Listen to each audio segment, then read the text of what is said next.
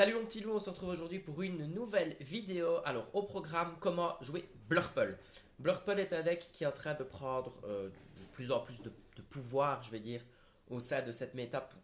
Voilà, parce que c'est un deck qui est quand même relativement très très fort. Ça fait des jours, des semaines, des mois que je le dis, que je le joue, etc. Donc c'est enfin venu son heure de gloire. Du coup, bah, tu aurais potentiellement envie de te lancer dans l'aventure du Blurple et je te prépare cette vidéo pour te familiariser un petit peu, en tout cas pour te donner les bases du gameplay Blurple deck que je joue depuis littéralement 2 saisons et demie. On va lancer le générique, on va s'attaquer à la decklist que je vous propose, qui est du coup la decklist que je jouerai pour les championnats de 7 probablement, avec peut-être très peu de modifications. Mais au cas où, vérifie toujours bien le lien Dreamborn qui sera dans la description. Je remercie également VaultX, donc n'oubliez pas le code ILU10 qui sera dans la description aussi. Et voilà, si vous voulez rejoindre le groupe des petits loups, n'hésitez pas aussi à cliquer sur le bouton rejoindre, j'en serai éternellement reconnaissant. Alors, on connaît évidemment la propagande YouTube, on like, on commente, on s'abonne. C'est parti pour la vidéo. Mouah.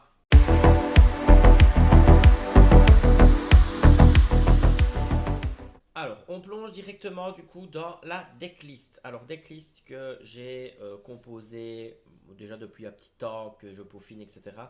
Alors, de quoi est-elle composée? Donc, nous avons 4 fois Adepte de Tchernabog, qui dit que chaque fois que ce personnage part à l'aventure, on peut le bannir pour piocher une carte. Nous avons ensuite 4 fois Typo, qui fait partie des cartes les plus importantes du deck. Je vous montrerai tout à l'heure vraiment le package de cartes qui est ultra importante dans le deck parce qu'en fait Blurple est un deck assez couteau suisse. Vous pouvez mettre pas mal de cartes, il y a des cartes qui sont plus opti, mais vous pouvez en réalité jouer pas mal de cartes. C'est pour ça qu'il y a beaucoup de versions du Blurple qui actuellement existent, mais il y a des cartes que vous êtes obligé d'avoir et Typo en fait partie. Donc Typo, qu'est-ce qu'il dit? Bah, que quand on joue ce personnage-là, on peut en créer une carte de sa main dans sa réserve d'encre, face cachée et épuisée. Donc on peut avec cette carte-là en créer une non ancrable. Voilà, ça peut débriquer certaines mains. 3 fois Madame Mime Renard, 3 fois Crabe. Alors pourquoi 3 Mime Renard? Parce qu'elle permet de bounce, elle permet d'aller, enfin de charge, et je trouve que je ne suis pas partisan de ne pas jouer Renard et de ne pas jouer Crabe, parce que ces deux cartes-là aident quand même relativement bien contre aggro et aident relativement bien contre, de manière générale, contre pas mal de match-up. Et en plus, il y a des chouettes cibles à bounce avec Madame Mime Renard. Et c'est assez sympathique, surtout qu'il y a toujours le combo Madame Mime Renard Crabe, enfin plutôt dans l'autre sens. Crabe, Madame Mime Renard, ou même Madame Mime Renard, Crabe en fait au final les deux vont. Mais le but c'est de donner plus 3 d'attaque à votre Mime Renard qui passe à 7. Et vous pouvez déjà presque aller chercher un lieu, surtout que le manoir de Picsou revient effectivement sur le devant de la scène et la bibliothèque l'a toujours un petit peu été. Donc ça vous permet d'aller chercher des lieux, ça vous permet de prendre des grosses créatures, des gros trades. Donc ce n'est pas à négliger, moi j'aime quand même beaucoup ce combo là. Je ne suis pas encore prêt à le cut, vous pouvez le cut, ce n'est pas des cartes qui sont obligatoires dans le deck, mais moi je ne suis pas pour le cut. Alors ensuite on a 4 belles. La fameuse belle qui a fait tant trembler la méta juste avant la banlist, qui du coup durant notre tour on peut choisir un de nos objets, bannir l'objet et jouer cette carte là gratuitement. Alors pourquoi est-ce qu'elle est intégrée dans le Blurple? Parce que dans le Blurple il y a un combo très sympa à faire qui consiste à jouer glace à l'eau, belle, et le tour d'après, vous chantez Mes amis l'au-delà avec Belle et vous faites une value de malade. Surtout que si jamais vous avez votre rampe après, ça vous permet de remplir votre main avec 2 cartes et éventuellement de jouer typo et de moins vite vider votre carte ou de jouer voguer sur la mer Azurite. Et de toute façon, vous piochez avec voguer. Mais vous avez vraiment l'opportunité de profiter à fond de Belle et surtout qu'il y a l'alter qui est là, qui n'est pas non plus dégueulasse à avoir dans son deck. Surtout qu'il y a quand même pas mal de synergie à faire avec ça. Je vous explique ça dans une minute. Alors, Belle, on était à Belle, cette Belle-là bleue, qui du coup est le seul, je trouve, deck actuel qui profite de jouer Belle en fait, parce que le bleu-gris, sans Flaversham et sans Fortisphère, il s'est complètement fait couper les jambes. Donc voilà, du coup on en profite dans le Purple, c'est pas plus mal non plus. Alors ensuite, nous avons 4 génies de 4 insaisissables qui piochent une carte. Alors oui, les insaisissables, ça préparez-vous, il y a énormément de decks qui tournent avec les insaisissables. Voilà, donc nous on a l'occasion de pouvoir jouer le génie un tour plus tôt que les autres adversaires quand on a notre rampe. Parce que voilà, vous avez votre TA, donc la Salo Belle ou alors vous avez Adepte de Tchernabog. Vous jouez sur votre T2 votre Rome, donc typo voguer sur la mer Azurite, et alors le tour d'après vous êtes à 4 d'encre et vous pouvez jouer directement vos grotons qui coûtent 4 qui sont ici. Pareil, le nombre peut varier, il y a des decklists où il y en a 8, 9, 10, jusqu'à 12 j'ai vu. Moi j'ai choisi d'en avoir 9 parce que j'aime bien le côté génie Yago Picsou. J'hésitais à quand même mettre Picsou en plus. Je pense que c'est le genre de modification, de petite modification que je risquerais éventuellement de faire. Mais voilà, ce qui est intéressant, c'est que bah, vous avez le génie de 4, vous avez Yago qui au final n'est pas si nul que ça, qui est insaisissable avec dissipation 4-6, étant donné que on doit lancer une action sur lui pour qu'il meure. Il n'y a pas énormément d'actions qui sont jouées dans les decks à part dans gris. Et donc au final, il s'en sort non plus pas trop mal, parce que ça fait une 4-6 qui sert de très bon support à cette belle-ci. Parce que vous pouvez taper avec votre Diago et vu qu'il est insaisissable, ben, on ne va généralement pas avoir facile à aller le chercher en trade derrière. Et vous pouvez transférer les dégâts que vous lui avez mis avec votre belle ici et prendre le contrôle du board parce que vous pouvez aller chercher une créature qui a 3 de défense en passant les résistances. Je rappelle que Belle, quand elle transfère les dégâts, ça passe les résistances. Donc par exemple, Kaloun, qui est une 3-2 avec résistance plus 1, meurt en transférant 2 dégâts sur elle parce que la résistance ne va pas sur le déplacement de dégâts. Voilà, c'est une chose qu'il faut quand même savoir. Tout le monde ne le sait pas, mais voilà. Alors, on en était à Yago. Yago qui émet une pression de fou, et en plus, Yago est joué aussi dans le rouge mauve. Donc, au final, ça vous donne l'opportunité de contrer un petit peu les insaisissables des autres decks. Et si vous lui mettez Crab, ça devient une 7-6 qui peut aller chercher directement Maui Requin. Donc, c'est pas négligeable non plus. Sachant que bon, Maui Requin, vous pouvez normalement vous allez le chercher avec Hades, mais ça vous donne une carte en plus qui permet d'aller chercher Maui Requin. Alors ensuite on a Balthazar Picsou. J'ai mis Balthazar Picsou 2 fois parce que je trouve que c'est un gros ton qui lui du coup ne meurt pas avec perdu dans l'hiver ou plus ardent que le feu des volcans ou même allumer les mèches. Donc qui est là pour le match-up plus gris parce que j'ai remarqué en tout cas de mon expérience à moi, s'il y a des joueurs de Blurple qui passent par ici, n'hésitez pas à témoigner. J'ai du mal contre surtout Steel Song et du coup ça me permet d'avoir une carte que je suis sûr ne va pas mourir sur perdu dans l'hiver, allumer les mèches ou plus important que le feu des volcans. Que Yago, oui. Et du coup, quand vous perdez votre tour 4 hyper vite, ben, c'est assez pénible en fait. Donc du coup, votre Balthazar Picsou ne meurt que sur Zeus. Donc ça fait déjà une carte. Enfin, ça fait qu'une seule carte parmi 4 autres. Et du coup, bah, c'est assez sympa parce qu'il vous permet d'aller chercher un trade que vous transférez après avec Belmont. Lui, par contre, la paix est saisissable, donc il peut mourir en trade derrière, mais au final, il a 5 points d'attaque. Donc, si n'importe quelle créature qui va aller dedans va mourir. Moi, je pense à Maui qui a charge, bah, il meurt tout de suite. Je pense à Maui requin, bah, il meurt tout de suite. Donc, au final, c'est pas plus mal non plus. Au final. Alors, on a Belle. Alors, Belle alter 3 qu'on peut enfin alter sur une Belle qui est potable et qui est jouable dans un deck. Je rappelle quand même son effet de 4-4 lore pour 2. Lorsqu'on joue ce personnage-là, on transfère 3 dégâts d'un personnage sur 3 dégâts d'un personnage adverse de son choix. Et c'est ça qui est très puissant parce que du coup, vous avez des créatures qui peuvent se permettre de prendre des dégâts. Donc, Génie, c'est pas le plus optimal, mais voilà, ça peut marcher. Yago, qui est la plus grosse cible à Belle. Balthazar Picsou et surtout Elsa, du coup, parce que vous pouvez très bien jouer sur votre tour 4 Génie, Yago, Picsou. Vous jouez ensuite Elsa le tour d'après, quand vous avez 5 d'encre, donc toujours un tour de plus que l'adversaire. Donc sur votre tour 4, vous jouez Elsa en réalité, sur votre tour 3, vous jouez votre T4. Et vous avez l'opportunité de coucher un personnage adverse. Et du coup, vous pouvez aller chercher un trade avec Elsa et Yago ou Elsa et Génie.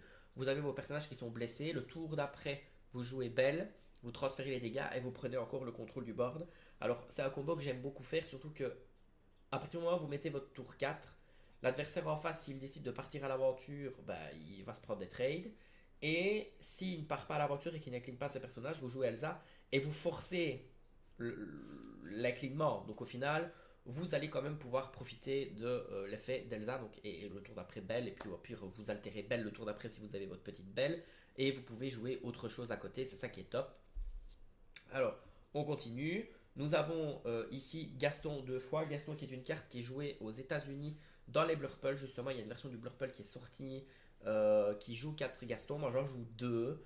J'aime beaucoup le fait d'en jouer 2. Ça leur pour 3, ça permet de recycler un peu le deck. Ça permet surtout de creuser et d'aller chercher une carte dont on a vraiment besoin et potentiellement d'envoyer les mauvais top decks dans le fond du deck. Par exemple, Tipo est un très mauvais top deck une fois qu'on a dépassé le stade de la rampe. Et là, ben, vous le prenez, vous le mettez au fond du deck et vous choisissez une autre carte qui peut être beaucoup plus forte. Ça vous permet d'avancer dans votre deck, ça vous permet de le creuser. Enfin voilà, je l'ai mis 2 fois. Il est très très sympathique. En plus, c'est une 4-4 qui est lourde pour 3. Voilà, elle est quand même menaçante, l'air de rien. Donc, au final, c'est assez intéressant. Nous avons ensuite Tamatoa qui est du coup innocemment pas là pour décorer. Alors, ok, on ne profite pas de son effet de partir à l'aventure et de jouer à sous-fétiche parce que c'est ça qui est intéressant à faire avec lui. Mais on le joue surtout pour récupérer des glaces à l'eau dans notre défausse pour pouvoir les rejouer et repiocher.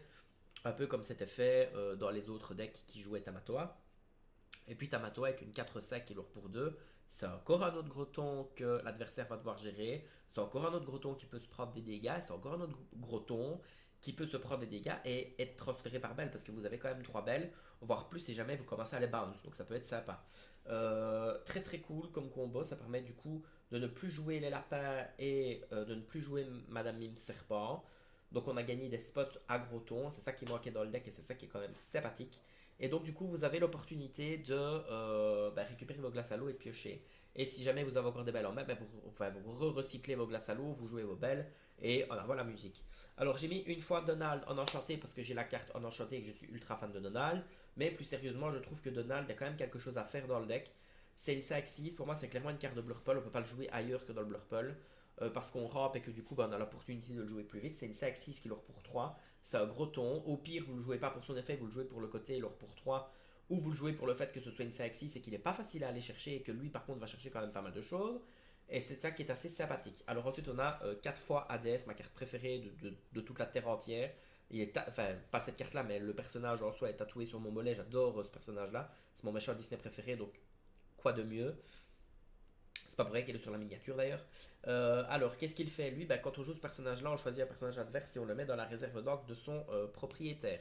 Alors, ce qui est chouette avec Hades, c'est qu'il vient vite, du coup, parce que vous rampez une fois, voire deux éventuellement, si jamais vous avez vous avez eu votre rampe sur le tour 2, vous jouez du coup le tour d'après votre tour 4, et le tour d'après, vous pouvez très bien refaire une fois vos guets, enfin souvent ça se combine avec vos guets, vous en créez 2 fois, vous jouez un autre tour 4 et le tour d'après vous êtes déjà sur le tour où vous pouvez jouer à DS.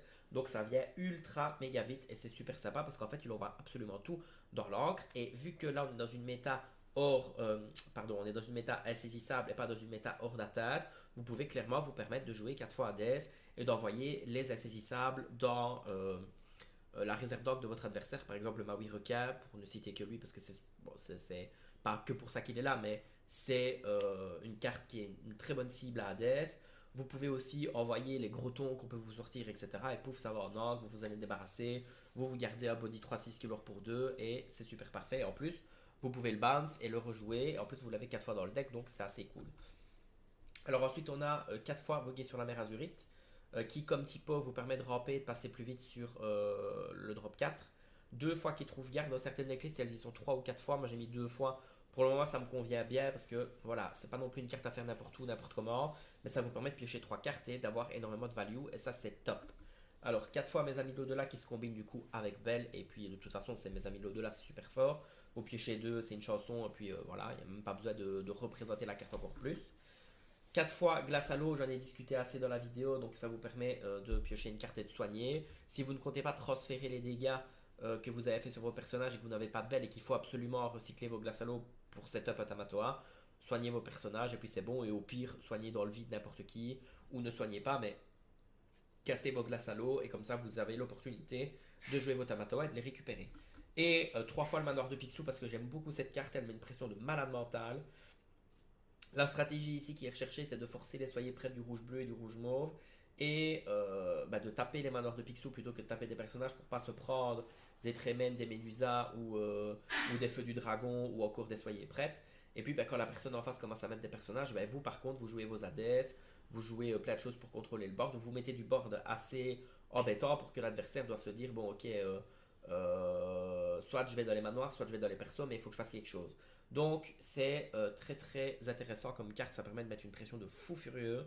Voilà, il y a des gens qui jouent la bibliothèque, mais moi je préfère jouer le manoir de Picsou. J'aime beaucoup la decklist comme elle est, j'ai de très très bons résultats avec, et puis de toute façon je m'amuse super bien. Puis je vais pas vous mentir, c'est le deck avec lequel j'ai le plus de résultats et avec lequel je m'amuse le plus. Mais bien entendu, comme je le dis bien, allez bien vérifier le Dream Board parce que je n'ai pas la science infuse et je modifie très souvent ce deck en modifiant les ratios, en essayant des decks, en essayant pardon, des cartes dans le deck que j'avais pas encore essayé qui fonctionnent, etc. Mais il y a quand même pas mal de choses qui fonctionnent dans le Blurple, c'est pour ça qu'il y a énormément de decklists possibles. Je vous invite à aller voir ma dernière vidéo que je mettrai aussi en description et qui apparaîtra dans les vidéos suggérées où on montre littéralement 4 ou 5, je me rappelle plus, mais je pense que c'est 4 ou 5 decklists de Blurple et il y en a encore quand même pas mal. Alors, je vous disais tout à l'heure les cartes qui étaient importantes à garder dans un Blurple quand on veut construire son Blurple. Alors, les plus importantes en tout cas à garder sur lesquelles il n'y a pas moyen de négocier, c'est 4 typos, 4 belles, 4 génies, les belles, peu importe 2, 3, 4, 4 Elsa, 4 Hades, 4 Voguer, 4 Mes Amis de l'au-delà, 4 Glace à l'eau, et le reste, pardon, j'ai failli m'étouffer. Et le reste, vous composez un petit peu comme vous voulez. Il y en a qui ne jouent pas Picsou, il y en a qui jouent Katiago, 4 génies, il y en a qui jouent la reine aussi. Enfin voilà, il y a possibilité de, je veux dire bricoler, mais c'est pas vraiment bricoler, mais il y a possibilité de tourner son deck en fonction de comment on aime jouer. On peut être un peu plus contrôle, on peut être un peu plus anti-contrôle, on peut être mid-range quand même pas trop agressif non plus parce que ça colle pas bien au deck, mais on peut éventuellement staker contre les decks aggro, on peut staker contre les decks Silsong, on peut éventuellement aussi, si on est prêt à affronter beaucoup de rouge mauve, ben, tourner la liste sur vraiment plus de contrôle et à serrer des Let It Go. Par exemple, moi, les Let It Go, j'ai essayé avec, j'ai essayé sans.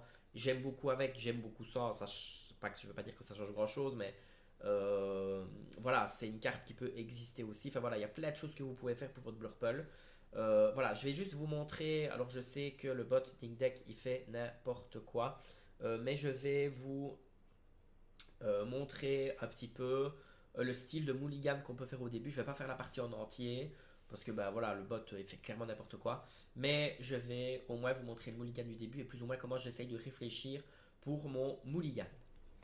Bon alors, en main de départ, donc on nous propose Manoir de Picsou, Belle, Belle, Voguer, Adepte, Génie, Yago.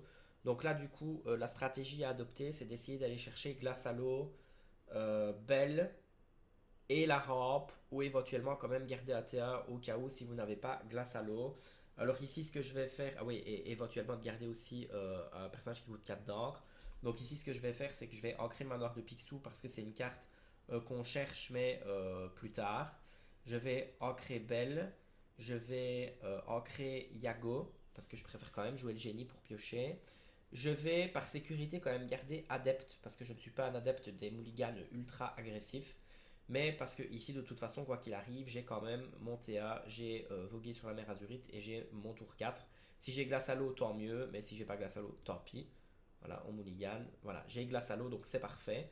Donc du coup, je vais ancrer ici, ben, j'ai pas 36 solutions. Alors vu que j'ai vogué sur la mer Azurite, je vais quand même garder Adepte de Tchernabok pour pouvoir quand même euh, le jouer sur le tour où je vais jouer voguer. Donc je vais ancrer ici Madame Mime Renard. Je vais jouer Glace à l'eau. Piocher une carte, oui. Et je vais du coup, pas card ability, pardon, je vais jouer Belle en cassant ma glace à l'eau. Et je vais passer mon tour.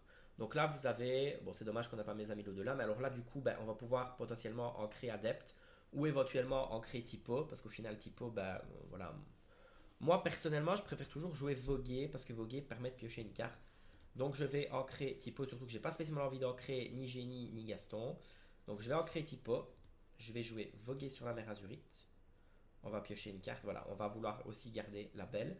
Donc on va ancrer Adepte. On va jouer Glace à l'eau. Et si on pioche une belle, c'est parfait. On a repioché Adepte. Et du coup, je vais Quest parce que je sais bien qu'ici, je suis relativement safe. Je ne l'ai pas dit au début du gameplay, mais je lui ai donné bleu-rouge. Donc voilà. Bon, du coup, il m'a envoyé mon objet dans mon box. C'est quand je vous dis que le bot, il fait pas toujours des trucs très très intelligents. Du coup, bah, il nous permet de jouer le génie. Mais normalement, on aurait ancré et joué génie.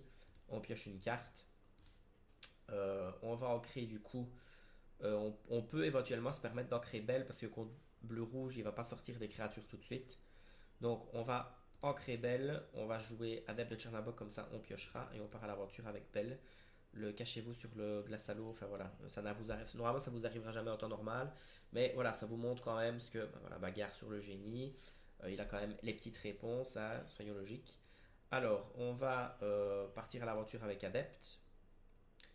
On va faire son effet pour piocher, qui est Donald. On va ancrer Yago. On va jouer Gaston. Voilà, il nous a carry de ouf. Ben, on va récupérer mes amis de l'au-delà. Ça peu importe. On va. euh, Sur le tour 4, il peut toujours pas gérer Belle. Donc on va partir à l'aventure avec Belle. On chantera après mes amis de l'au-delà. Et on passe notre tour. Et donc voilà, Gaston m'a permis quand même d'aller chercher une carte que j'avais besoin. Et m'aura permis de... Bon, ok, j'ai envoyé à mes amis l'au-delà au fond du deck, mais au moins j'en ai un qui est sûr. Et voilà. Bon, après, le choix ici était quand même assez intéressant. Donc là, il est à 6. Donc le tour d'après, il peut faire un Soyez prête. Donc ce que vous pouvez éventuellement faire, c'est chanter avec Belle pour piocher encore plus de cartes. Ensuite, vous pouvez jouer un manoir de Picsou. Vous pouvez jouer une petite glace à l'eau. On aurait pu aussi jouer glace à l'eau, bounce la belle et rejouer belle, mais puisque ici on tourne autour du soyez prête, on va ancrer Madame Mime Renard, on va partir à l'aventure avec Gaston, et là ben, on est déjà quand même relativement bien dans la game, donc au final voilà, il a fait vraiment n'importe quoi le bot, on est d'accord, mais au moins vous savez plus ou moins comment je réfléchis et comment j'essaye de tourner mes tours. Donc voilà, ici il nous a aidé pas mal, donc s'il ancre qui fait soyez prête, bon, on sera très bien. Voilà, c'est exactement ce qu'il doit faire de toute façon sur ce tour-ci. Mais voilà, même moi, de Picsou est safe, il n'a qu'une carte en main. Moi, j'ai pioché comme un fou furieux. Et là, ben, on a l'opportunité soit de piocher encore plus de cartes, soit de poser du board. Ici, j'ai éventuellement, puisqu'il n'a plus qu'une seule carte en main, je pense que je peux jouer Donald et être relativement safe. On va ancrer voguer sur la mer Azurite. On va passer notre tour, on va voir si j'avais une bonne idée. Ah, mais refait, soyez prête. Donc voilà, au revoir, petit Donald. Si pas grave. Mais de toute façon, nous, ça nous arrange, on a le manoir de Picsou. Alors, on va jouer qui trouve garde. Ok, donc on a pioché 3 cartes. On va en créer Typo. On va jouer voguer sur la mer Azurite. Ok.